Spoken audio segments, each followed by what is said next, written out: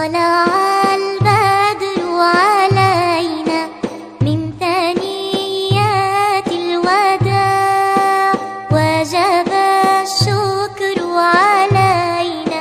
ما دعا لله داع طلع البدر علينا من ثنيات الوداع وجب الشكر علينا ما دعا لله داع أيها المبعوث فينا جئت بالأمر المطاع جئت شرفت المدينة مرحبا يا خير داع أيها المبعوث فينا جئت بالأمر المطاع جئت شرفت المدينة مرحبا يا خير داع طلع البدر علينا من ثنيات الوداع وجب الشكر علينا ما دعا لله داع ما دعا لله داع ما دعا لله داع يا طيبة يا طيبة يا دعوى العيانة اشتقنا لك والهوى نادانا والهوى نادانا لما صار المركب نساني صاروا والدمع ما جفاني أخذوا قلبي مع جناني يا طيبة يتيم الولهانا يتيم تعالى نسوها في كده مثل مرة يعني نقل عليه برنامج كمين نقل علينا بالأولى برنامج كمين وإن شاء الله تعالى كده الدكتورين حتى نشوفهم إن شاء الله تعالى يضع عن جميع الحوارات لو بلا قتل وبنيت وتسكن استماعها إن شاء الله تعالى إله سبحانه وتعالى نقل علينا بالأولى مرة نقل عليها ونقل عليها إن شاء الله ربيع الأول سنة 112 يسكن كي فرق إن شاء الله تعالى سيدة كسر لبضة ميسر مش استدعاء ومش مناقشة إن شاء الله تعالى الآلية مقراسية ما تقول بلانية ولقاء إن شاء الله تعالى سيرة رسول عليه الصلاة والسلام برنامج الآلية مقرانية صدقت يدو حلوبانية إن شاء الله تعالى ويوم قرانية برنامج إن شاء الله تعالى وقيدك الأمور لكن إن شاء الله تعالى وحاول الشيخ لنا ونتقنى شيخ حسن بهية نرجع إن شاء الله تعالى وحنا ونعوذ بالله من شرور أنفسنا ومن سيئات أعمالنا من يهده الله فلا مضل له ومن يضلل فلا هادي له وأشهد أن لا إله إلا الله وحده لا شريك له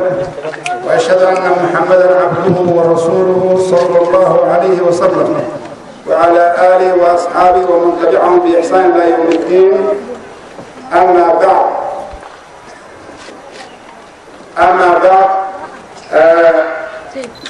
يقول الله تبارك وتعالى في محكم التنزيل أعوذ بالله من الشيطان الرجيم بسم الله الرحمن الرحيم ألم نشرح لك صدرك ووضعنا عنك وزرك الذي أنقض ظهرك ورفعنا لك ذكرك فإن مع العسر يسرا إن مع العسر يسرا فإذا فرغت فانصب إلى ربك فارغب صدق الله العظيم. محاضرين الموضوع قال لنا حنجر بالشعارة بالغابة مارة طبيعتهم كل يوم ما بيش عصب التبع كل يوم اسمه حسوستا ده الشيء وينده ولا شيء النبي عليه الصلاة والسلام شخصية عالم هو حتى قال المسلم اللي اسمه فرنسية مركز لو يديو حتى المركز وفاوين أخوين قال هي مركز لو يديو شخصية هو النبي محمد عليه الصلاة والسلام وشخصية هو الذي عرف صنع طبعا ذكرسي دين الإسلام وحتى مرة أحسن لكن واحد قرية إنه الشخصية وين النبي عليه الصلاة والسلام مركز طبعا أشهد النبي عليه الصلاة والسلام waxay ahayd isbedel weyn oo ilaahay ashiyada ugu talagalay inuu sameeyo oo ka sameeyo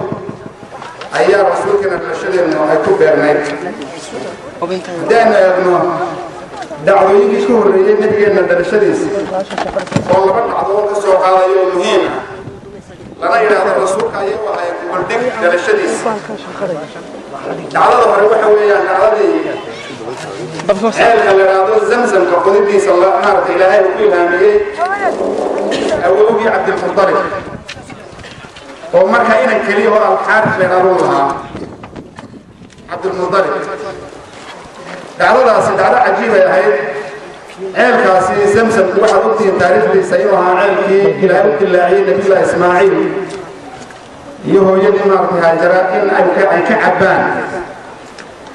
dabeedna kolkii maartay qoladii berigaa deganaa jirtay oo ilaa 2,000 oo sano ku dhow deganaa maka taariikhda sida lagu sheego ay ka saareen maxay hadaanay maartay niman loo odhan jiray reer beni khusaaca ay ka saareen jurhamiintii reer jurham oo nabi ismaaciil lagu ahaa sodoga maartay ka guursaday xaram kala deganay 2,000 oo sano wax ku dhow markii ay qoladaas ka saareen kolay ka sii baxayeen reer jurham way aaseen ceelkaas dhagaxaan xoogle ku kureen alaaba maartay kacbadu lahaydna way ku rideen ceelkaas wuxuu aasnaa muddo dheer buu aasnaa dabeedna cabdilmutalib oo nabiga awowgii ayaa maartaanay waxaa lagu ilhaamiyey inuu ceelkaa qadido qisadiisuna ay ku taalo kutubta siirada cabdilmutalib wuxuu seexday meesha xijru ismaaciil idhaahdo oo inta kacbada ka hadhay ay dhisi waayeen reer quraysheed ah waa inaan iyo dawaafka dhex martana dawaafkaa jabayo oo laakiin kacbada ka tirsan dhismaheedana berigaa ay qurayshi gaari kari weyday halkaa isagoo seexday baa waxaa lagu yidhi isagoo yaro hurdaa kaa waxaad baddaabaa la yidhi dayba markaasuu wuxuu weydiiyey waa maxay daybadu waa la isaga tegey mar kale haddana seexo ku noqday markaasaa la yidhi kacoo waxaad baddaa barra markaasuu waa maxay barradu waa la isaga tegey haddana uu seexday kadibna haddana markaasaa lagu soo noqday mar saddexaad oo la yidhi waxaad baddaa madmuuna markaasuu waa maxay madmuunadu markaasaa la iskaga tegey maalintii dambe ayuu haddana halkii soo seexday berridii oo kale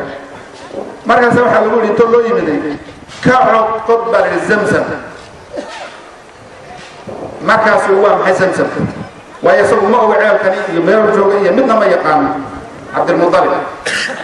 markaasaa waxaa lagu yidhi zamzamku waa ceel biyihiisa aanan iyo guntiisa weligii la gaadhayn biyihiisuna weligood ayna go-aynin waxa weeyaan baa lagu yidhi meesha